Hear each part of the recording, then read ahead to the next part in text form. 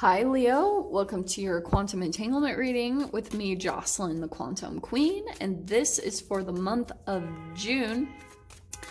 These are the astrology reads, so we will go ahead and dive into each area of your life and any type of messages or things that want to come out, okay? This is for Leo, Sun, Moon, or Rising, and as always, welcome to my cross-watchers. Cross-watcher, you could be dealing with a Leo, and the message could be for you, so feel free to take it however it resonates with you in your situation. Keep in mind that these are general readings, and if you guys would like to book a one-on-one reading, my information and my website information is down below, but I will tell you guys I am still holding off on personal readings, and I will announce on the channel when those open back up.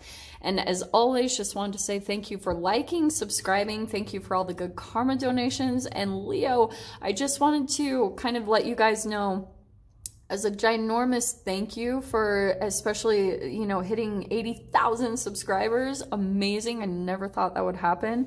For this weekend's reads, I'm going to be doing, you know how you can usually purchase the Vimeo reading? I'm going to be doing the whole entire reading that's available. So it will be for free. It's a big bonus reading just as a ginormous thank you for everyone. I love you guys so much. Thank you for all of your support. Let's dive into your read, shall we? So, Leo, the first card that you have coming out, this is Aries, the House of Self. The way you guys see yourself this month is, I feel like waiting for something. Because that can be the Three of Wands. It's like there's an enterprise that you're looking out for, maybe a partnership, or you're just waiting on something very in particular, okay? I'm going to caution you on that. If you pull into waiting, it does make you wait everywhere. So that's what we're going to dive into, because there could be something that maybe you're waiting on a specific person, or you're like, maybe even some of you guys might be knowing that someone will reach out to you, but we'll dive into that because of all the retrogrades and everything, okay? You've got the Four of Swords coming into your second house. So this is your house of money, right? There could be something that brings you some kind of peace of mind throughout this next month. More than anything though, this is meditation. So I would tell you guys, if you're needing more peace of mind just about your finances, yeah, dive into your spiritual practice, dive into your meditation, try to like conjure up those brain chemical releases, or really putting a stop to your stressful ones, because the opposite side of the Four of Swords can be overstressed.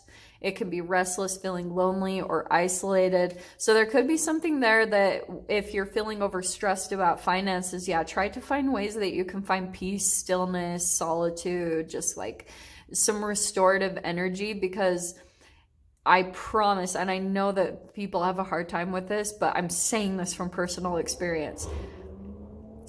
If I would have just been able to have someone say like, yeah, everything's going to be fine, you're going to get what you need, blah, blah, blah. I had heard that and I didn't believe it. And it actually was true. It's just like your chemicals. And if you can work on bringing those into balance, into homeostasis, you can pull into this. So Three of Wands can also be law of attraction. So I would say what you guys will want to focus on is your success. Focus on the future. Focus on what you're wanting to attract for yourself, because I feel like that also will bring you some peace of mind of what pulling more into the future energies, and not so much a running from your current environment or running from the past. Get that excitement about your future, pulling into the different vortexual reality that way. In your third house, we've got the Empress card. That's the house of communication. So I feel like either you guys are a mother and you're communicating a lot with your children through this month, or there could be something about your mother will be reaching out to you through this month, or some type of mother energy. That could be a friend or just something very motherly here. There's someone that you'll be connecting with, and I feel like there's a very fascinating entanglement with that. It could be that you will be in some way, wow, this is so random, Leo. I don't know why I'm getting this, but there's something a lot around children. Maybe that you guys are even missing being a mother, or you're just you want to be more nurturing, or you want to like maybe birth a new project or something, that there's like abundancy and creativity and productivity in that, whatever could come out of this for you. And maybe some of you guys are rolling out a new project or something that you want to do, and you're starting to communicate it maybe with the public or something. And what do we get next after that? In your 4th house is the 8 of Wands. So I feel like in your home, there's going to be a lot of communication over the internet. There's going to be a lot of like fast communication between you and another person.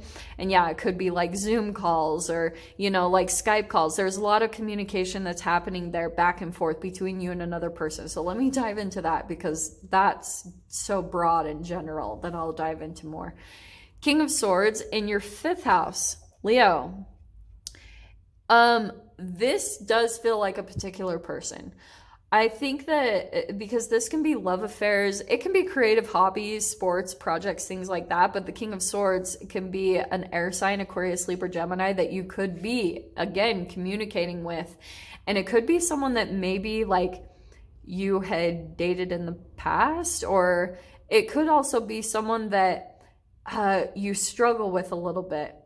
Oh, I'm getting that randomly. Actually, there's something here where there's a particular person that you feel like they could be very sarcastic, or, you know, I'm kind of picking up on that with the King of Swords. It's like they're kind of like sarcastic or, you know, quick on how to respond to you in a way that it like throws you off a little bit in a way, because I think that you're very nurturing, maybe very emotional towards this person, but this person is like very maybe cold at sometimes, and it can be a little bit harsh for you. I don't know why that's popping out. That's so random, but I would say there could be a little bit of some emotional dependency on this person.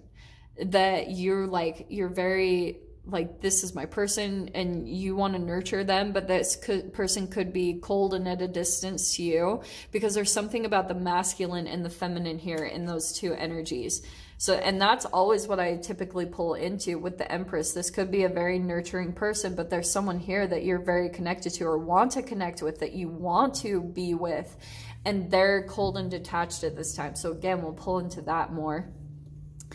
In your 6th house, this is perfect. The house of Virgo, you've got Earth energy, the Knight of Pentacles.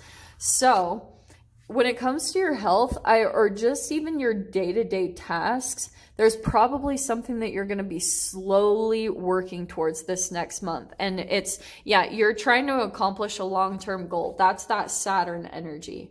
That's the Saturn retrograde, that the more that you are just consistent at something and doing something every single day, there'll be a reward from Saturn. That's why I freaking love Saturn. I used to be like, oh my gosh, Saturn, that's so crazy. Like, but I have found a lot of personal enjoyment in commitments and stability and like almost military lifestyles. I love it. I don't know.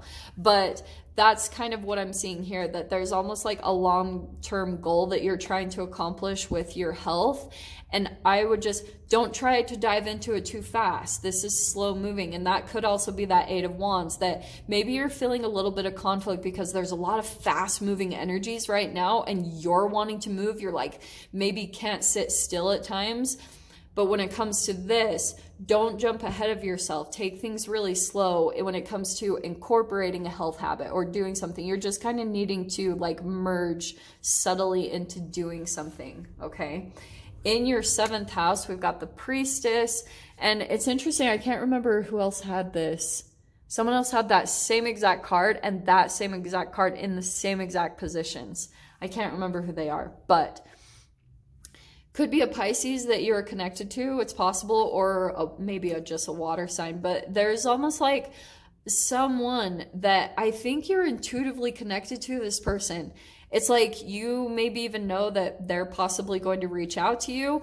Right now, there's no communication. There's a lot of holding back and not revealing a lot of things about this person, even though you could be feeling a lot of emotions towards this person and that you want to communicate it. So maybe this is about you finding another area to be able to communicate this and not directing it towards that thing that's like cold and harsh from you, and realizing that connection there. In your 8th house, we've got, man, he's so popular today. There's the Sun, or the Knight of Wands. That is Scorpio house, house of death, sex, transformation, taxes. There could be something that you've been having a hard time committing to with your transformation process. So that's why I love this combination. It's perfect. A lot of people have been getting this. There's like an impulsive energy. There's a lot of action where you're like, oh my gosh, I need to just move. And it's like, take things slow and steady, because you might, yeah, there's like energy gathering up in you, maybe for you to prepare to make some really bold moves. And I would just be a little bit like trying to calm that down, because it might transform things a little too fast. Not saying you guys can't make decisions, and I know this is where it gets kind of complicated being a reader and even giving like intuitive advice, because I would say this can be something that there's a lot of creativity and passion that you have towards something, and there is something coming in throughout this month of June that will bring you like, yes, it will really change things differently for you, because here you are waiting, and I feel like the action is going to be coming in through this next month. Just try not to do it from a place of impulsiveness. No more of that. Like, no more impulsivity. It's like when you feel like the time is right, yeah, you'll feel there's an energy push, I swear. Like, this also could be travel with that too, in combination. There could be travel that's taking place throughout the month of June for you. You got the Six of Wands coming out in your, or not your house, in the house of Sagittarius. That's mental expansion, that's higher knowledge, philosophy, religion. Six of Pentacles, I feel like some of you guys might be giving some of your knowledge. Like, you might be sharing certain things that you know, or, you know, connecting with another person. That also could be something here that you're like, you're doing it very with good intentions, but you might be coming across as very preachy. I'm saying that from personal experience. Sometimes I have to catch that in myself, that I'm like, oh, don't be preachy, you know. That could be something where you have good intentions to share things with people, that you're doing it from a very loving space, but someone could be feeling very blocked to that. They're like, because it could be a shadow reflection of their own parents. So be kind of cautious of that, because it might be pulling you into like, they think that you're trying to pull them away from their own inner guidance. Okay. You have in the 10th house, the Five of Wands. That is in your career. There could be some competition coming up, that you almost feel like there's this huge push you have to do things or accomplish things, because you could be looking around and feeling like there's some competition around you, or that you're like, and I would try to pull out of that energy as much as possible, because competition can be very egoic. It's okay to have, you know, good competition with yourself and being the best version of yourself, but when it turns into against other people, it can throw you off. It can turn you into that Son of Wands, where like you do things impulsively and just kind of like jump into things when things aren't quite ready. And try to hold off from that for just a little bit, because you could jump ahead. I hate doing the caution energy, but it's like, just try to dispel that energy, okay, when it comes to competition, because like, even someone could be feeling competitive with you. That also could be an outside force. I'm just saying. In your 11th house, we have the Eight of Pentacles. So there is a connection coming in here. This is like maybe a passionate connection. This has some positive potential, because this is the 11th house of Aquarius. That can be social networking. That's wishes and dreams.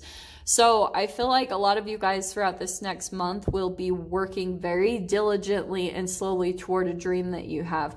That's resourcefulness, also using whatever you have around you. And maybe it's that you guys will need to be kind of working with certain people around you and negotiating and working with things with certain current connections, even though those are going to shift. And some of you guys might be feeling that there's some competition. Even this doesn't have to be just in your career. This could be an outside factor of your career, that there's like conflict around you and you're trying not to let it influence or affect your career. And I feel as though I'm not worried about you guys, but Eight of Pentacles, it's like this month you're just having to work with where you are at and what you have around you. Okay. In your 12th house, we've got the Four of Pentacles. I feel like some of you guys,